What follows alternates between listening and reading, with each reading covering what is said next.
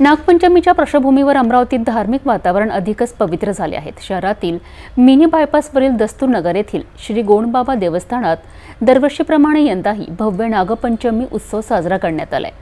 सुंदरकांड, भजन व महाप्रसादाने हा उत्सव भक्तिमय झाला आहे।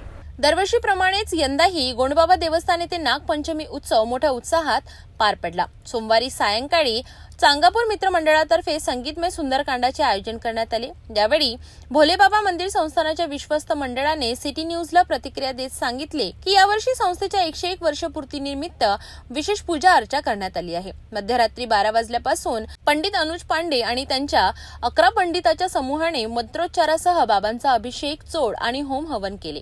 बाबा हमारे बुदेलखंड के हमारे कुल देवता है। हमारे बुदेलखंड के समाज के जितने लोग हैं, बुदेलखंडी समाज के गोड़ बाबा हमारे कुल देवता है। जिस समय हमारे लोग यहाँ आए मजदूरी करने की, तो अब बुदेलखंड से आने के बाद में अपने देवता भी साथ में लाए जाते हैं। तो ये जब जंगल परिसर था उस समय लाके यहाँ बसाए गए। हमारी परिस्थिति नहीं थी, पैदल लोग आते थे, लेकिन उनका ही आशीर्वाद है हमारे पूर्वजों का कि उनका आज छोटा सा एक फल रखा हुआ कोई काम आज वट वृक्ष बन गया है।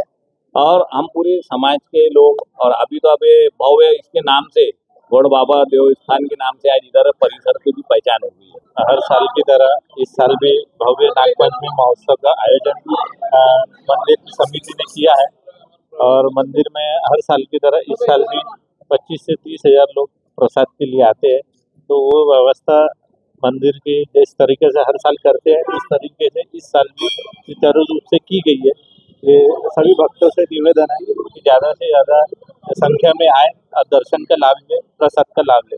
मंगळवारी 29 जुलै रोजी ब्रह्ममुहूर्तावर भक्तांसमवेत महाआरती करण्यात आली। जय बाबा ग्रुप म्युझिकल नाईट तर्फे भजन संदेश कार्यक्रम सादर करण्यात आला। या भव्य धार्मिक सोहळ्यात परिसरातील अनेक भाविकांनी योगदान दिले। उत्सवात भाविकांनी दर्शनाबरोबरच महाप्रसादाचाही लाभ घेतला। भक्तांच्या सोयीसाठी श्रीनाथ ट्रॅव्हल्सने पटवा चौक ते मंदिरापर्यंत मोफत बसेसची ही सुविधा उपलब्ध करून दिली होती। आयोजन समितीने सर्वांना बाबांच्या दर्शनाचा लाभ घ्यावा असे आवाहन केले आहे। बाबा देवस्थान का कोषाध्यक्ष के नाते सुरेश गुप्ता, यह मंदिर 1924 में इसकी स्थापना हुई थी। उसके पश्चात हर तरह के त्योहार यहाँ पे चैत्र नवरात्रि है, दिवाली है और नागपंचमी महोत्सव बहुत अति धूमधाम से मनाया जाता है।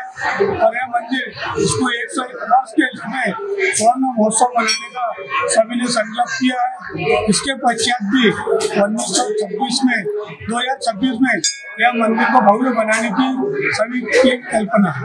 धार्मिक श्रद्धा आणि भक्तिभाव एकत्रित करून गोंडबाबा देवस्थानाचा नागपंचमी उत्सव भक्तांसाठी अविस्मरणीय ठरला आहे।